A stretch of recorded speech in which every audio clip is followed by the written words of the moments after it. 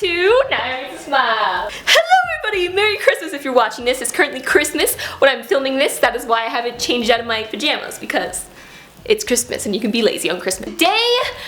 Today, I have a okay, let me grab the book first, hold on. Okay, so there's a reason I'm filming a video on Christmas, and that is because I am currently 352 pages into this book right here, and it is killing me, and it has sparked a question that I've had for a while.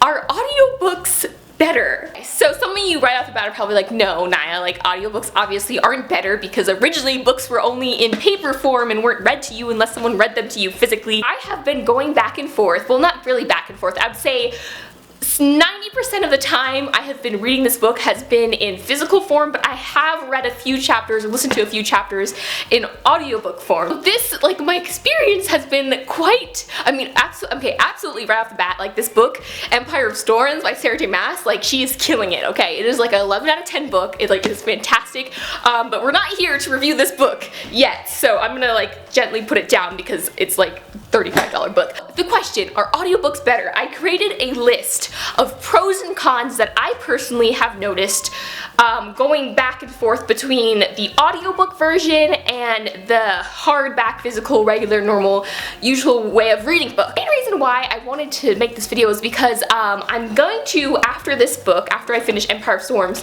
I'm gonna go and start, I want to read Gemini next, and everyone has told me that Illuminae, the first book which I have read, like I have to listen to it in audiobook form because it's like a completely different experience. It's almost like you're in a movie when you're listening to it because they have a full cast of characters and they put a lot of work into the audiobook. So we're gonna start by listing some pros and cons because I feel like that's the only way to really talk about this topic, sort of, yeah. One of the pros that I've noticed that with audiobooks is that I tend to read the book faster because, you know, you're listening to it, and so with kind of listening to it, another pro of it is that you can kind of multitask while you're listening to the book.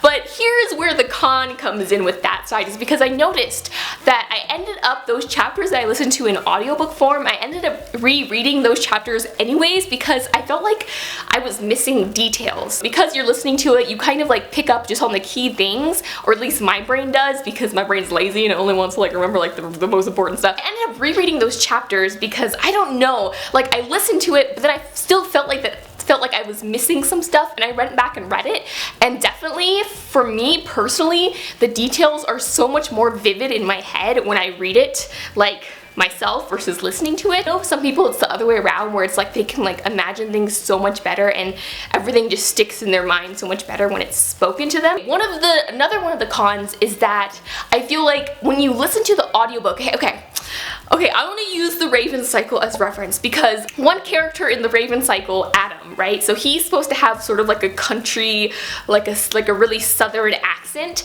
but when I was reading the book, I imagined him with like a really preppy accent because everyone else in the book is described with like a really preppy accent. So as you guys know, I've read the Raven Cycle and I've tried listening to it in audiobook, but I just couldn't because they were giving the correct accents to everybody, and it just totally ruined like the image of the book that I had in my head because I kind of like changed the characters' voices from how they were described and kind of like made it my own thing in my head. I feel like when you're listening to audiobooks, sometimes it takes that aspect away, like that little bit of imagination, because for me, like the voices or like how people speak, like the tone of their voice and stuff and how it's described in the book, like that's such a big part of the characters for me, at least in my head. So when I'm listening to audiobooks and it's like a female, it's like normally like for example in Empire of Storms, it's a female voice doing all the voices, so the males, the females, everyone in the book, it's just a female voice, and so that part kind of bugs me a little bit because then it's like I imagine like Rowan and like all the characters just like with this kind of like lower toned female voice, which is really weird. But back to the pros. Another pro though I feel like is that at the end of the day I was so like,